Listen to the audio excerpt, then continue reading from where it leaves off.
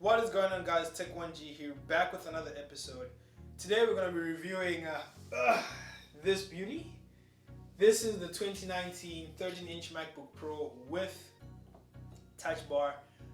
And yeah, I borrowed this from a friend, just wanted to check it out. So I can tell you guys, if you've been looking in the markets to buy a MacBook Pro or any sort of MacBook, this is the right place to be. So we're going to be talking about a few things. I'm going to be talking about the things that I like, and I'm going to be talking about the things that I don't like, and the things that are great. So let's start this review. So firstly, let's start with the build. I think the build is great. It's solid. It's built from a single block of aluminum. So its build quality is great. There's little to no flex on the screen. Everything is just robust.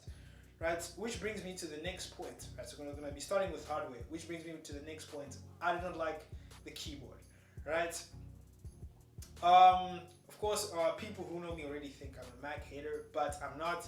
The keyboard feels a bit shallow to me. So if you want to be doing high-speed assignments, it is something you can get used to. But I just definitely prefer just like more key travel as compared. I just have better key travel as compared to my regular PC, which is my Lenovo Yoga 520. I'll leave a review about it up in the top right-hand corner, which is that or that. But yeah, I definitely would prefer that keyboard. The trackpad is huge, right? It's like really huge, right? It's also something you get used to. It's a force touch trackpad, so it's also one of those love and hate things, right? Another thing that is good but don't necessarily like is the touch bar, right? So the touch bar is something. It's also a love-hate relationship.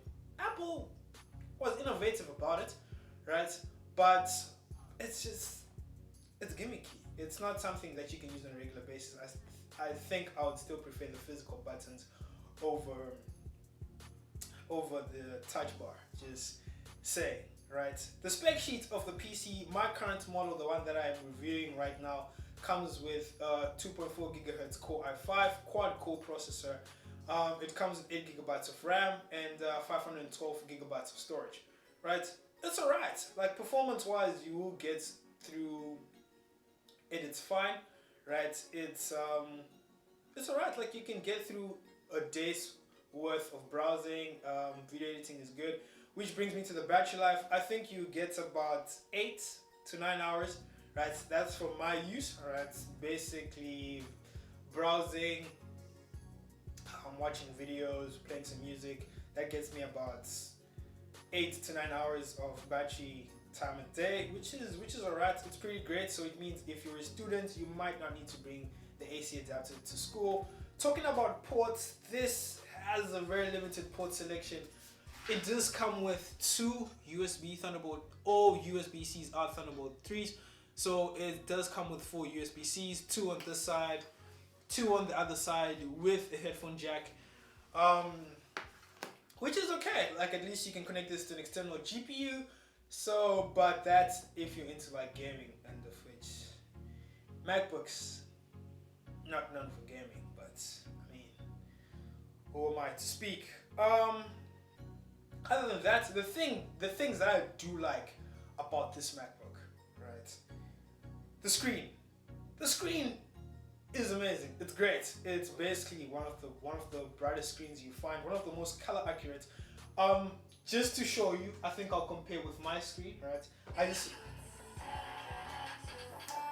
Mistake, which is something that I'm gonna come to again. So, talking about the screen, just gonna bring my PC there so that you just have a side-by-side comparison. As you can see, that's my screen, right? Same video, right?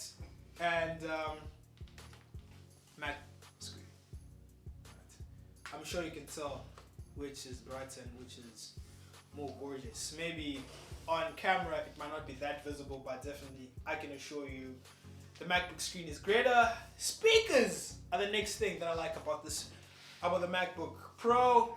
Just quick comparison, right? Just gonna play the same song. I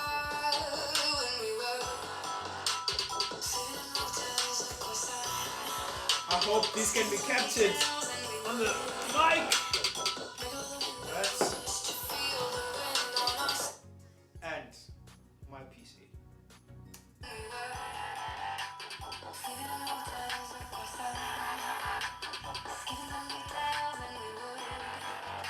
As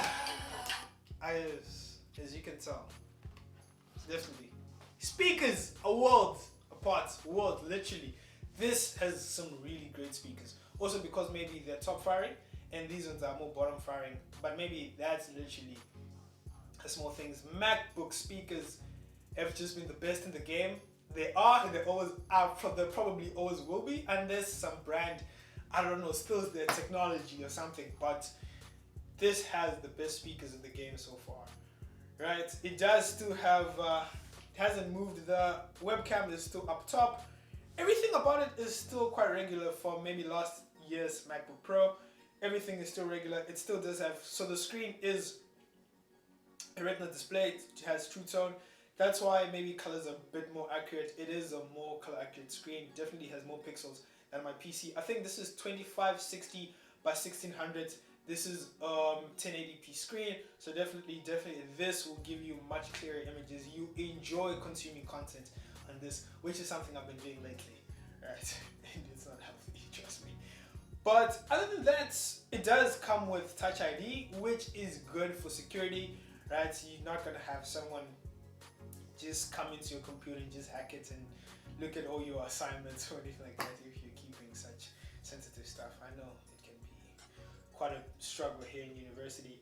But other than that, I think it's okay. It's an okay PC. Like, you can do video editing on this, which is cool, right? Based on the spec sheet, it does come with a dedicated, it comes with Intel Iris, right? It's not the best graphics card out there, but it's decent. It's not as good as Nvidia or AMD, right? It's definitely years below, but it's alright, right? So yeah, I guess the MacBook Pro, the other thing that I want to talk about is the price, right? So the base price, which comes with 1.4 gigahertz Core i5 with 128 gigabytes of storage, that will set you back a cool 23,000 rand. Right, if you're gonna go spec it up a bit and come with the 2.4 gigahertz and 8 gigabytes of RAM and 512 gigabytes of storage, that will set you back a cool 36,000 rand, and that's a price of a reliable student car. But yeah, and the real question is, should you be getting this PC? Should you be getting it if you had 23 grand to blow? Would I advise you to get this PC? No. Right? There's nothing wrong with it. I think it's great, but not exactly value for money. Right? It's good for media consumption. It's good for light editing, for if you're a creator. Right? It's good. It's nice. It's portable. Right? It's everything that you could want in a PC. But that Apple price tag is just, it's just too much. If you got the money and you want to jump into this Mac ecosystem, definitely, by all means, go for it. But if you're a student, you're looking for more reliable options, I would recommend my Lenovo Yoga 520. If you're looking for something portable, something relatively fast, because I think on performance, I think this is literally just, they're the same, right? In terms of speed, everything is just the same, right? But this costs way less. This costs probably 10,000 rand less than this, but it will still give you the same performance. So it's definitely something that you would want to think about before making a purchasing decision. But other than that, I think it's dope. It's definitely for the boss. It's not for everyone, but I guess like every other thing in this world. Yeah. So if you want to see a laptop's guide for students, definitely put that in the comment section down below. I'll be happy to do that. So yeah, for all those UCT students who are starting again, I wish you best in all the studies. If there's any other students watching this, I wish you the best in your studies. If there's anyone out there who's not a student who's watching this, I hope you're having a great life. I'll catch you guys in the next one.